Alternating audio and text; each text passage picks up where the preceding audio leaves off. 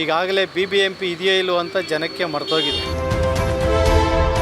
BBMP ಅಂದರೆ ಮೊದಲು ಯಾರೋ ಬರ್ತಾರೆ, ಏನಾದರೂ ಒಂದು ಸಣ್ಣ ಪುಟ್ಟ ಮಳೆ ಆಗಿರ್ಬೋದು, ಏನಾದರೂ ದುರಂತಗಳಾಗಿರ್ಬೋದು, ಅಲ್ಲಿ ಬಂದು ಸಮಸ್ಯೆಗಳನ್ನ ಆಲಿಸುವಂಥ ಒಂದು ಪರಿಸ್ಥಿತಿ.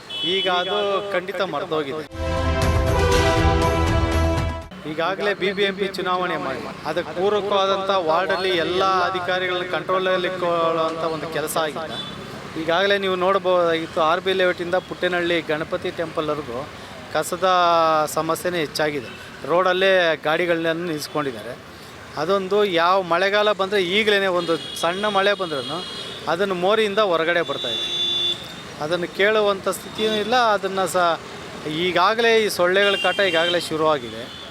ಮತ್ತು ಪದೇ ಪದೇ ನಾವು ಎಲ್ಲರಿಗೂ ಯಾರಿದ್ದಾರೆ ಅನ್ನೋದೇ ಮರ್ತೋಗಿದೆ ಜನಕ್ಕೆ. ಆ ಮನೆಗಳ ಹತ್ರ ಒಂದು ಕಸ ಎತ್ಕೊಂಡು ಹೋಗೋದ್ರಿಂದ ಅದನ್ನು ರೋಡಲ್ಲೇ ಹಾಕ್ತಾಯಿರ್ತಾರೆ. ಅದಕ್ಕೋಸ್ಕರ ಒಂದು ಪೂರಕವಾಗಿ ಇದನ್ನು ಗಮನ ಹರಿಸಿ ಚುನಾವಣೆ ಮಾಡಬೇಕು. ಆಮೇಲೆ ಎಲ್ಲ ಏನು ಕೆಳ ಪ್ರದೇಶಗಳು ಇನ್ನೂ ಇದೆ, ಈ ದಲಿತರು ಮತ್ತು ಸವರ್ಣೀಯರು ಏನು ಹಿಂದುಳಿದ ವರ್ಗದವರಿದೆ, ಈ ಅನಧಿಕೃತ ದೊಡ್ಡ ದೊಡ್ಡ ಕಟ್ಟಡಗಳು ಬರೋದ್ರಿಂದ ಆ ನೀರು ಎಲ್ಲ ಬಂದು ಆ ಪ್ರದೇಶಗಳಿಗೆಲ್ಲ ಸೇರಿಕೊಂಡು ಅವರ ಸ್ಥಿತಿಗತಿಗಳನ್ನ ಕೇಳೋರಂತಿಲ್ಲ.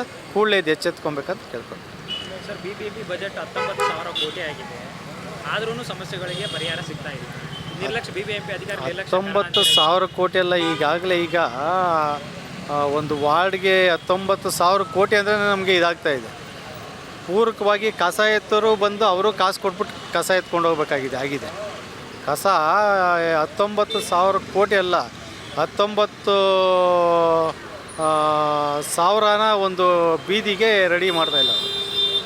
ಒಂದು ಬೀದಿಗೆ 19,000 ಅಂದರೆ 1,900 ರೂಪಾಯಿದು ಅಪೂರ್ವವಾಗಿ. ಇನ್ನು ಆ ಜನನೇ ಆ 1,900 ಕೊಟ್ಟು ಅವ್ರ ಮನೆ ಮುಂದೆ ಎಲ್ಲ ಕ್ಲೀನ್ ಮಾಡ್ಕೊಳ್ಳೋಂಥ ಪರಿಸ್ಥಿತಿ ಬಂದಿದೆ. ಸರ್, BBMP ರೀಸೆಂಟಾಗಿ 209 ಪ್ರದೇಶಗಳನ್ನ ಅತಿ ಸೂಕ್ಷ್ಮ ಪ್ರದೇಶಗಳಂದರೆ ಮಳೆ ಬಂದರೆ ಪ್ರವಾಹ ಪೀಡಿತ ಪ್ರದೇಶ ಅಂತ ಅನೌನ್ಸ್ ಮಾಡಿದೆ. ಆದ್ರೂ ಪ್ರವಾಹ ತಡೆಯೋಕ್ಕೆ ಆಗ್ತಾ ಇಲ್ಲ. ಒಂದು ಸಣ್ಣ ಮಳೆ ಬಂದ್ರೂ ನದಿಗಳ ಥರ ಆಗ್ತವೆ ರಸ್ತೆಗಳು. ನೋಡಿ, ಎಲ್ಲೂ ಈಗ ಪೂರಕವಾದ ಮೋರಿಗಳಿಲ್ಲ. ಆ ಮೋರಿಗಳ ಮೇಲೆ ಏನಾಗಿದೆ, ಕಾಂಕ್ರೀಕರಣ ಆಗಿದೆ. ಕಾಂಕ್ರೀಕರಣ ಆಗಿ ಅದ್ರ ಮೇಲೆ ಶೋಗೆ ಇದಾಕಿದ್ದಾರೆ. ಅದಾಗದ ಒಳಗೆ ಆ ಮೋರಿ ನೀರು, ಆ ರೋಡಲ್ಲಿರೋ ಮೋರಿ ನೀರೇ ಒಳಗೆ ಹೋಗ್ತಾಯಿಲ್ಲ. ಇನ್ನು ಎಲ್ಲಿ ಅದು ಮೇಲೆ ಬಂದಂಥ ನೀರೆಲ್ಲ ರೋಡಲ್ಲಿ ನಿಂತ್ಕೊಳ್ಳುತ್ತೆ. ಆವಾಗ ಮನೆಗಳು ನುಗ್ಗೋ ಚಾನ್ಸಸ್ ಇರುತ್ತೆ. Sir, CM DK Shivakumar brand Bengaluru ಯೋಜನೆಗೆ ನಿಮ್ಮ ಅಭಿಪ್ರಾಯ?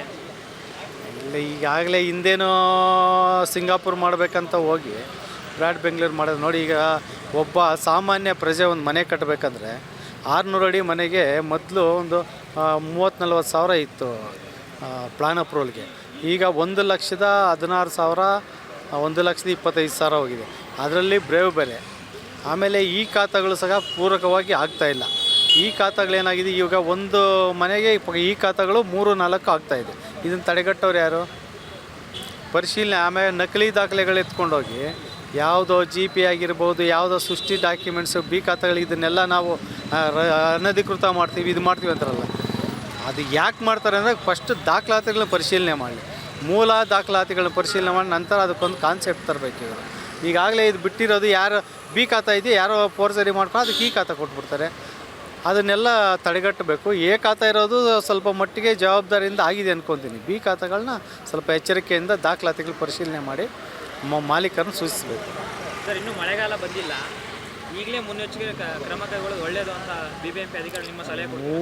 100% ಅವ್ರು ಆಮೇಲೆ ಟೋಲ್ ತೆಗಿಯೋದು, ಆಫೀಸ್ಗಳು ಓಪನ್ ಮಾಡ್ಕೊಳ್ಳೋದು, ಖುದ್ದಾಗಿ ನಾನೇ ಶಾಸಕ ಬಂದು ಆಫೀಸ್ ರೂಮಲ್ಲಿ ಇರ್ತೀನಿ ಅನ್ನೋದು ಬಿಟ್ಟು ಈಗಲೇ ಎಲ್ಲೆಲ್ಲಿ ಸೂಕ್ಷ್ಮ ಪ್ರದೇಶಗಳಿದೆ, ಉದಾಹರಣೆಗೆ ನಮ್ಮ ಪುಟ್ಟೇನಹಳ್ಳಿ ಸರ್ಕಲ್ಲಿಂದ ಹಿಡಿದು HSR ಲೇಔಟ್ವರೆಗೂ ನಮಗೆ ಈಗಾಗಲೇ ಮೋರಿಗಳು ಸ್ವಲ್ಪ ತುಂಬೋಗಿದೆ.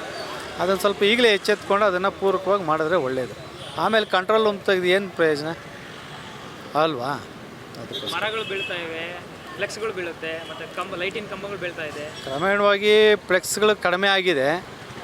ಲೈಟ್ ಕಂಬಗಳದ್ದು ಎಲ್ಲ ದುರಸ್ತಿ ಆಗಿದೆ. ಅದು ಮೊದಲಿದ್ದ ಕಂಬಗಳಿಗೆ ಏನಾಗಿದ್ದಾರೆ, ಈ ಮ್ಯಾನ್ಯಲ್ ಇದಾಕ್ಬಿಟ್ಟಿದ್ದಾರೆ, ಫೈಬರ್ ಇದಾಕಿದ್ದಾರೆ.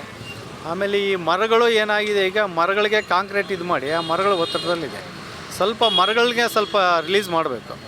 ಆಮೇಲೆ ಎಲ್ಲೆಲ್ಲಿ ಸ್ವಲ್ಪ ಬೀಳುತ್ತೆ ಅನ್ನೋ ಇದಿದ್ದರೆ ಅದು ನಮ್ಮ ಅರಣ್ಯ ಅಧಿಕಾರಿಗಳು ಅದನ್ನೆಲ್ಲ ಪೂರಕವಾಗಿ ನೋಡ್ತಾ ಇಲ್ಲ. ಅದು ಸ್ವಲ್ಪ ಅವರು ಎಚ್ಚರಿಕೆ ವಹಿಸಬೇಕು. ನಮ್ಮಲ್ಲಿ ಅರಣ್ಯ ಏನೋ ಇದೆ, ಮೋರಿಗಳು ಇದು ವಿಭಾಗವಿದೆ, ಎಲ್ಲ ವಿಭಾಗ ಇದೆ. ಸ್ವಲ್ಪ ಇದು 2 ವಿಭಾಗಗಳು ಎಚ್ಚರಿಕೆಯಿಂದ ಇರಬೇಕು. BBMP ಅಧಿಕಾರಿಗಳು ನಿರ್ಲಕ್ಷ್ಯನೇ ಇದಕ್ಕೆ ಕಾರಣ ಅಂತೀರಾ? ಈ ಸರ್ಕಾರ ಹೇಗಿದೆಯೋ ಹಾಗೆ ಅಧಿಕಾರಿಗಳಿರ್ತಾರೆ. ಅಧಿಕಾರಿಗಳಿಗೆ ಏನು ಮಾಡ್ತಾರೆ, ಎಲ್ಲ ಟ್ಯಾಕ್ಸು ಒತ್ತಡ ಹಾಕಕ್ಕೆ ಬಿಟ್ಬಿಟ್ಟಿದ್ದಾರೆ. ಈಗ ಯಾವುದು ಕಾಮಗಾರಿಗಳಿಗೆ ಇದು ಮಾಡ್ತಾಯಿಲ್ಲ, ದುಡ್ಡಿಲ್ಲ. ಅವ್ರು ಎಲ್ಲ ಗಮನನೂ ಏನು ಮಾಡ್ತಾಯಿದ್ರೆ ಟ್ಯಾಕ್ಸ್ ತಗೊಳ್ಳೋದ್ರಲ್ಲಿ ಇದಾಗಿದೆ. ಅದ್ರ ಜೊತೆಗೆ ಇದು ಗಮನ ಹರಿಸ್ಬೇಕು.